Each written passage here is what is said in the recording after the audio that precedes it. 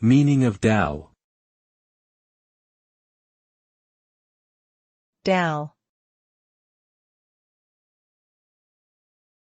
Dhal. dhal, Dhal. Dhal, also spelled as dal or dal, is a term used for dried, split pulses such as lentils, peas, and beans. It is commonly used in Indian, Pakistani, and Bangladeshi cuisine and can be cooked in various ways.